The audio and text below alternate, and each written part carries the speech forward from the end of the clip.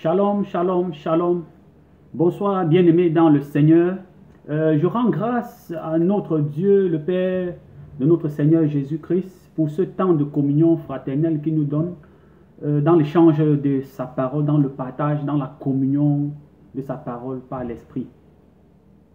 Le thème de notre post de ce soir est intitulé « La grâce nous affranchit-elle de la loi ?» La grâce nous affranchit-elle de la loi? Nous allons prendre 5 livres. Nous allons prendre 5 livres bien précis qui vont nous permettre de répondre à cette question-là. Parce que lorsque nous nous posons des questions en tant qu'enfants de Dieu, nous devons apporter des réponses à la lumière de la parole de Dieu. Alors, je vais commencer par un premier livre qui est le livre de Romains écrit par l'apôtre Paul.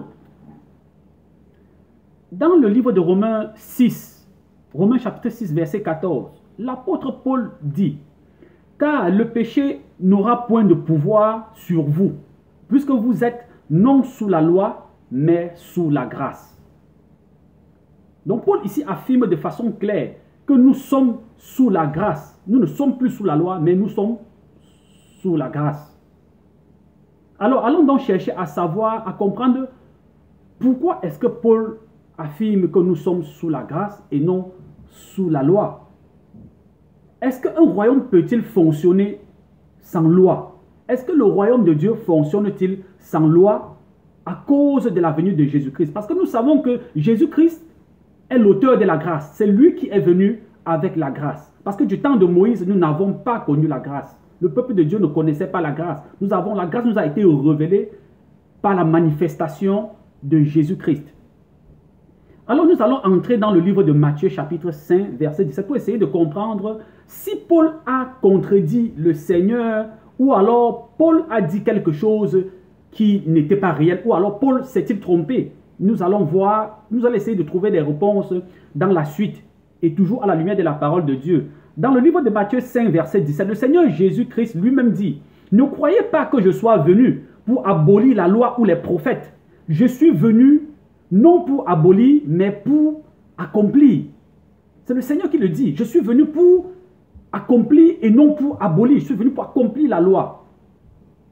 Alors, à la lumière de cette parole du Seigneur Jésus-Christ qui parle lui-même dans le livre de Matthieu, est-ce que Paul a-t-il contredit son Seigneur? Allons encore plus loin dans la parole de Dieu. Dans le livre de Galates, chapitre 6, verset 2, Paul dit: « Portez les fardeaux les uns des autres, et vous accomplirez ainsi la loi de Christ. »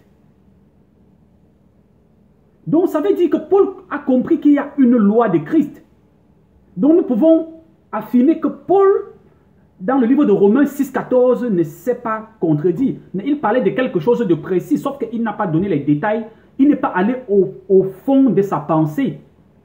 Mais il a eu l'opportunité dans le livre de Galates et bien dans d'autres livres de nous révéler les profondeurs de sa pensée. Parce que nous savons tous que Paul était un homme qui marchait par la révélation du Saint-Esprit. N'oublions pas que Paul n'a pas connu le Seigneur dans la chair, mais il a connu le Seigneur par la révélation. Il a connu le Seigneur par le Saint-Esprit. Alors nous allons aller dans le livre de Romains qui a toujours été écrit par l'apôtre Paul. Le livre de Romains chapitre 8 verset 2.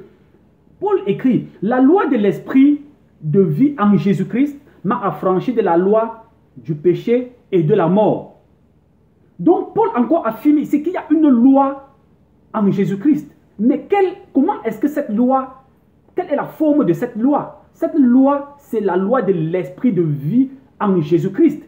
Mais pourquoi est-ce que Paul parle de la loi de l'esprit de vie en Jésus-Christ au lieu de parler de la loi comme il a dit dans le livre de Romains 6, 14? Dans le livre de Romains 6, 14, il a parlé de la loi tout simplement. Mais il n'a pas précisé de quelle loi il s'agissait. Mais dans le livre de Romains 8, 2, il dit la loi de l'esprit de vie en Jésus-Christ. Il précise bien: la loi de l'esprit de vie en Jésus-Christ m'a affranchi de la loi du péché et de la mort. Maintenant, nous pouvons encore nous poser une autre question. De quelle loi du péché et de la mort parle-t-il? D'où vient-il que Paul parle de la loi du péché et de la mort? Cela va nous être révélé dans le livre de Hébreux, chapitre 10, verset 28, où il est écrit: « Celui qui a violé la loi de Moïse meurt sans miséricorde sur la déposition de 2 ou de 3 témoins. » Donc voilà la loi du péché et de la mort dont l'apôtre Paul parle. C'est de ça qu'il est question, c'est de ça qu'il s'agit. La loi, donc avec Moïse, avec la loi de Moïse, n'oublions pas aussi que la loi de Moïse n'est pas une loi qui est la propriété de Moïse. En fait, c'est par abus que nous, enfants de Dieu, disons, parlons de la loi de Moïse. Mais en réalité, les lois que Moïse a présentées au peuple de Dieu étaient des lois qui venaient de Dieu, qui ont été données à Moïse pour le peuple de Dieu. Ces lois étaient destinées au peuple de Dieu. Mais dans le livre de Hébreux 10, 28, comme je le disais précédemment, il est écrit, celui qui a violé la loi de Moïse meurt sans miséricorde. Donc ça veut dire que cette loi que Dieu avait établie précédemment était une loi sans miséricorde. Donc il n'y avait pas de miséricorde. Donc ça voulait dire que si tu convoites la femme d'autrui, si tu pêches, si tu voles, si tu mens, tu dois être simplement puni de mort. Mais Jésus-Christ est venu avec une pensée, avec un esprit. Et cet esprit, derrière cet esprit était caché la miséricorde, était caché la grâce. C'est pourquoi Paul a parlé de la loi de l'esprit de vie. Parce que n'oublions pas aussi que dans le livre de 1 Jean, chapitre 9, 1 Jean chapitre 1, verset 9, il est écrit, si nous confessons nos péchés, il est juste et fidèle pour nous les pardonner et nous purifier de toute iniquité. Donc ce Jésus n'a pas dit, si tu pêches, tu es puni de mort. Mais il dit maintenant, si tu pêches, tu as une porte devant toi.